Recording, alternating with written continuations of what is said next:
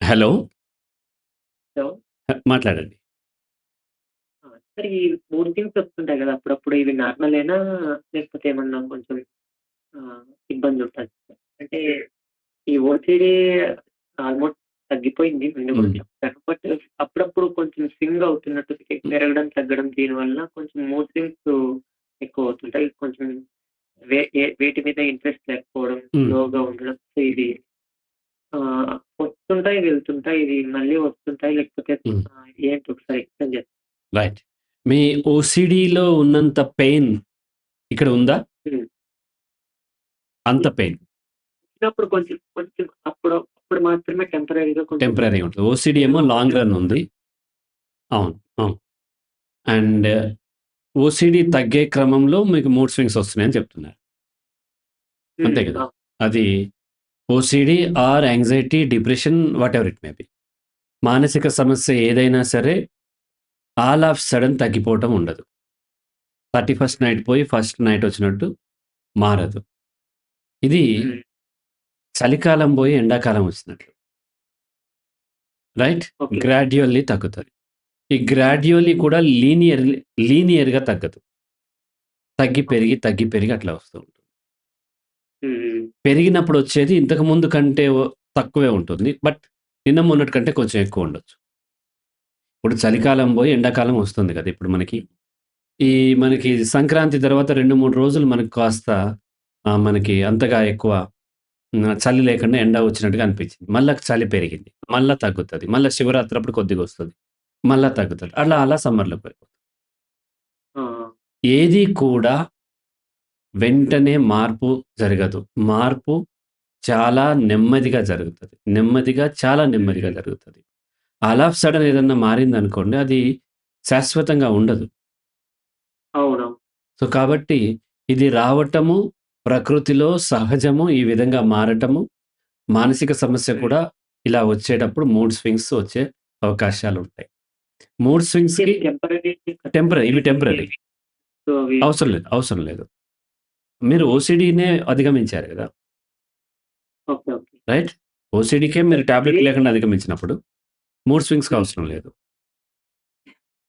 అవును. అయితే హ్మ్. ఈ మూడ్ స్వింగ్స్‌కి అనేక అదర్ రీజన్స్ కూడా కారణమవుతాయి. ఒకటి హ్మ్. బయలాజికల్లీ. బాడీలో ఏమన్నా చేంజెస్ వచ్చినప్పుడు ఉదాహరణకు ఆడపిల్లలకి పీరియడ్స్ టైమ్‌లోను, ప్రెగ్నెంట్ టైమ్‌లోను, హ్మ్. లేకపోతే డెలివరీల తర్వాత మెనోపాజ్ ఇటువంటప్పుడు కాస్త మానసిక సమస్యల ఇంటెన్సిటీ పెరుగుతూ ఉంటుంది. ఆ హ్మ్. తర్వాత ముఖ్యంగా ఏంటంటే ఎక్స్‌టర్నల్ ఫ్యాక్టర్స్. అంటే మీకు ఎగ్జామ్స్ హ్మ్. ఉన్నాయి. లేకపోతే పెళ్లి సంబంధం చూస్తున్నారు. లేకపోతే ఎక్కడో ఇన్వెస్ట్ చేశారు. ఆ షేర్ వాల్యూ పడిపోయింది. లేపోతే హ్మ్. అప్పులోళ్ళు వెంటబడుతున్నారు. ఇట్లా రకరకాల అదర్ ఎక్స్‌టర్నల్ ఫ్యాక్టర్స్ వల్ల కూడా మూడ్ స్వింగ్స్ మూడ్ స్వింగ్స్‌కి అది ఓకే. ట్రిగ్గర్ పాయింట్ అవుతుంది. అవును. రైట్? సో, కాబట్టి ఇది సహజము. అండ్ వీటికి ఏ విధమైన మెడిసిన్ అవసరం లేదు. సేమ్ అదే లాజిక్‌తోని హ్మ్. ఉంటే 1 ఆర్ 2 డేస్‌లో తగ్గిపోతుంటది. మళ్ళీ మీరు కంటిన్యూ చేయొచ్చు. రైట్? ఇప్పుడు హ్మ్. సివియర్ ఓసీడీ కేస్‌తో మీ దగ్గరికొచ్చాను. ఇప్పుడు చాలా బెటర్‌మెంట్ వచ్చింది. బట్ ఒక్కొక్కప్పుడు అంటే చాలా వరకు తగ్గినప్పుడు ఇంక తగ్గిపోయింది. ఇంక హ్మ్. రాదేమో అనిపిస్తుంటది. బట్ మళ్ళీ ట్రిగ్గర్ అయినప్పుడు ఇది పూర్తిగా తగ్గుతదా? తగ్గదా? అనే డౌట్ గూడా వస్తుంటది. Right. Anxiety is part of the life. Anxiety లేకుండా లైఫ్ ఉండదు. థాట్ ఉంటే యాంక్సైటీ ఉంటుంది. అంటే హ్మ్. 'హరి రాఘవ్' గారికి కాల్ చేయాలి. 3:30 లోపు 4 లోపు చేయాలి. కాబట్టి హ్మ్. తొందరగా మీరేదన్నా పనులుంటే అది ముగించుకొనొస్తారు గదా! అదే హ్మ్. యాంక్సైటీ. ఆ యాంక్సైటీ మీకు ఒక విధమైన స్ట్రెస్‌ని గురి చేస్తది. దాన్ని యూస్ట్రెస్ అంటారు. యూస్ట్రెస్ అంటే మిమ్మల్ని పనికి పురిగొల్పేది. That is part of the hmm. Life. Right? అది లేకుండా హ్మ్. ఉండదు. బట్ డిస్ట్రెస్ ఆ యాంక్సైటీ వలన పని చేయలేని స్థితిలోకి వెళ్తారు. ఇప్పుడు హ్మ్. ఫోను చేసి మాట్లాడలేకపోతున్నారు. భయమేస్తుంది. గొంతు వణుకుతుంది. హార్ట్ బీట్ రేట్ పెరుగుతుంది. శ్వాస తీసుకునే రేట్ పెరుగుతుంది. అది డిస్ట్రెస్ హ్మ్. అన్నమాట. అది హ్మ్. అది తగ్గిపోతది. డిజార్డర్ పూర్తిగా తగ్గిపోతది. బట్ హ్మ్. నార్మల్ అంటే మీకు ఈ సమస్య లేకముందు ఎలా ఉన్నారో అట్లా కొంత భయాలు, కొంత యాంక్సైటీ, కొంత బాధలు అవి ఉంటాయి. హ్మ్. సహజం అది. అవైతే నార్మల్. నార్మల్. 100% 100% ఓసీడీ మనము అధిగమిస్తాము. కొన్ని వేల మంది అధిగమించారు. మీ కళ్ళ ముందు గూడా చాలా హ్మ్. మందిని చూసారు. మీరు మీట్ హ్మ్. హెచ్ఆర్‌కొచ్చారు గదా! హైదరాబాద్.